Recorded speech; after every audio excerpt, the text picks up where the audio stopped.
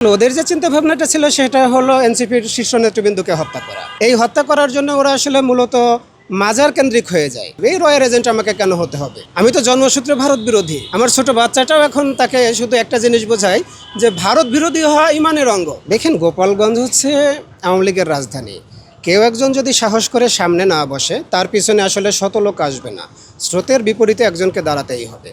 ওখানে শত শত চেয়ার ছিল, কিন্তু রাস্তার দুই পাশে হাজার হাজার লোক ছিল। কেউ একজন এসে বসার সাহস করে নাই।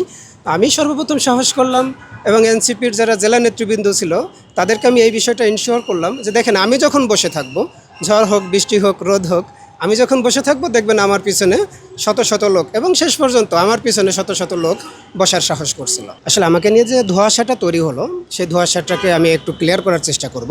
আমাকে নিয়ে যে ধোঁয়াশাটা তৈরি হলো, আমার আসলে গেট আপ দেখে আমার পাশে যে রিপন ভাই বসেছিল, উনি গোপালগঞ্জ মফস্বল সাংবাদিক অ্যাসোসিয়েশনের সভাপতি রিপন ভাই। গুজব লীগের যে গুজবটা ছিল, আসলে আমরা রয়ের এজেন্ট, আমরা কিলার, আমরা শুটার, এভাবেই ছিল।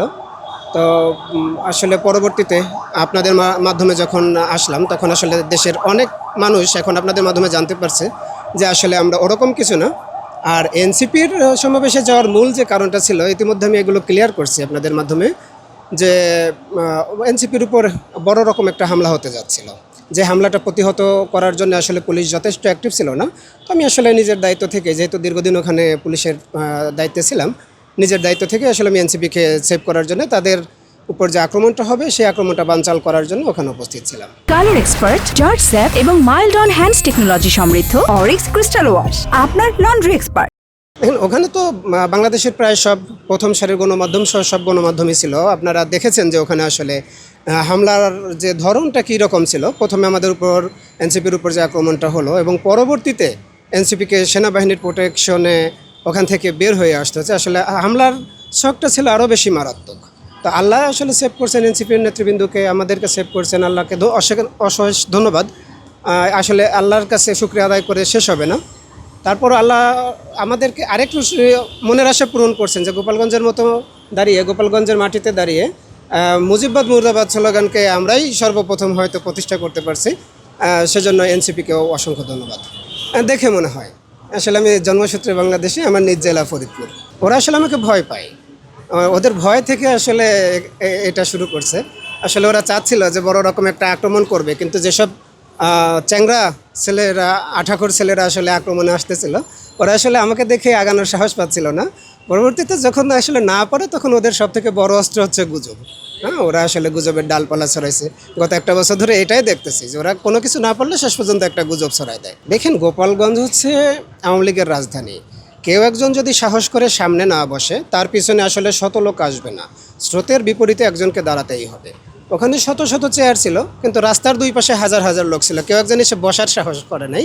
আমি সর্বপ্রথম সাহস করলাম এবং এনসিপির যারা জেলা নেতৃবৃন্দ ছিল তাদেরকে আমি এই বিষয়টা ইনশিওর করলাম যে দেখেন, আমি যখন বসে থাকবো, ঝড় হোক, বৃষ্টি হোক, রোদ হোক, আমি যখন বসে থাকবো দেখবেন আমার পিছনে শত শত লোক, এবং শেষ পর্যন্ত আমার পিছনে শত শত লোক বসার সাহস করছিল। আমি আসলে 10টার ভিতর, আমি সকালবেলার জিম সেশনটা শেষ করে 10টার ভিতরেই চলে আসি। একটু আগে আগে যাওয়ার প্রয়োজনটা আসলে খুব ছিল ওখানে, সাহস যোগানোর জন্য হোক কিংবা পরিস্থিতি পর্যবেক্ষণ করার জন্য হোক।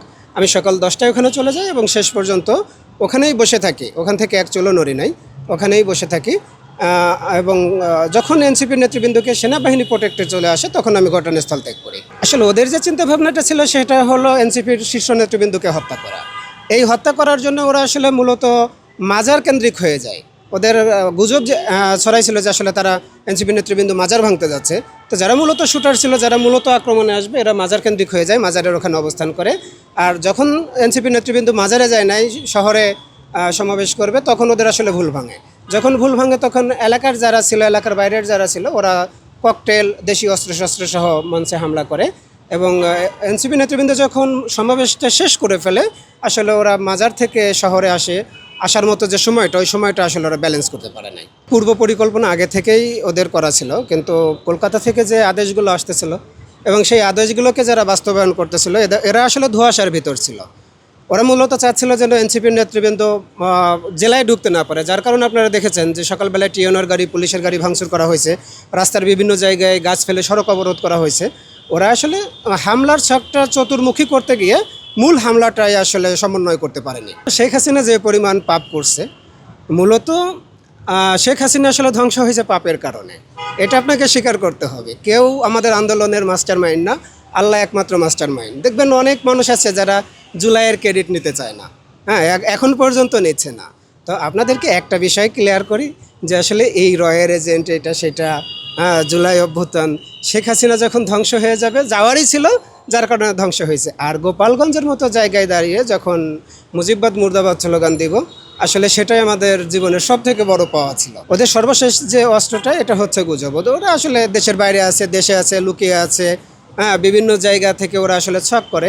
যখন ওরা সফল না হতে পারে, তখন একটা অস্ত্রটা ব্যবহার করে, সেটা হলো গুজব। এই রয়ের এজেন্ট আমাকে কেন হতে হবে? আমি তো জন্মসূত্রে ভারত বিরোধী। আমার ছোট বাচ্চাটাও এখন তাকে শুধু একটা জিনিস বোঝায় যে ভারত বিরোধী হওয়া ইমানের অঙ্গ। এটা আসলে আমার কাছে যে তথ্যগুলো আসতে থাকে 3 দিন আগে থেকেই আসতে থাকে, এবং আমি এনসিপির যারা জেলার নেতৃবৃন্দ ছিল তাদের সাথে যোগাযোগ করার চেষ্টা করি যে পুলিশ আসলে কি বলে, এনসিপির উপর যে আক্রমণটা হবে পুলিশ আসলে কি ক্লিয়ারেন্স দেয়।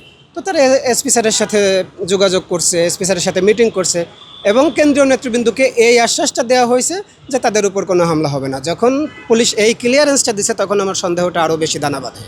যখন এই সন্দেহটা বেশি দানা বাঁধে, আসলে আমি তখন ধরেই নেই যেখানে পুলিশ আসলে প্রোটেকশন দেওয়ার কথা, সেই পুলিশের ভিতর থেকে যখন এই আন্দোলনে সহযোগিতা করবে, তখন আসলে আমাদের মতো 2-1 মানুষ নিজের জীবন বাজি রাখা ছাড়া আর কোনো উপায় নেই। পুলিশের নীরব ভূমিকা এবং সহযোগিতার দূত রয়েছিল, সে বিষয়টা এখন ক্লিয়ার করতেছি না এই কারণে যে ওখানে যথেষ্ট মামলা হয়েছে, বেশ কয়েকটা মামলা হয়েছে, স্বাধীন তদন্ত কমিশন গঠন হয়েছে। এখন যদি আমি তথ্য বিভ্রাট করতে যাই কিংবা তথ্য দিতে চাই, সেটা আসলে তদন্তের উপর যথেষ্ট প্রভাব পড়বে। আমি আসলে এনসিপি করি না, কিংবা এনসিপির সাথে আমি যুক্ত নই, তবে ফ্যাসিস্ট বিরোধী যারা আছে তারাই আমার আপনজন। আসলে এনসিপির প্রোগ্রামে গিয়েছিলাম, এনসিপির উপর যে বড় রকম হামলা হওয়ার তথ্যটা ছিল, এটা পুলিশও জানতো। পুলিশ যখন এই হামলায় সহযোগিতা করছে, আসলে আমি মনে করছি যে আমার উচিত হবে যে এই হামলাটাকে যে কোনোভাবে নস্যাৎ করে দেওয়া, এবং সেনাবাহিনী যতক্ষণ না প্রোটেকশনে আসতেছে ততক্ষণ পর্যন্ত আমার ওখানে থাকা উচিত, এটা মনে করে আমার ওখানে যাওয়া। আমার জন্মস্থান ফরিদপুর জেলা। আমি কর্মসূত্রে গোপালগঞ্জে দীর্ঘদিন ডিবিডিএসবিতে কর্মরত ছিলাম, এবং 2020 সালে চাকরিচ্যুত করা হয় আমাকে। ওরা যেটা করতেছে করতে দেন, সত্যিটা জানিয়ে দেন যে আমি সাবেক পুলিশ কর্মচারী, আমি বাংলাদেশেরই নাগরিক, এবং আমি একজন বিপ্লবী।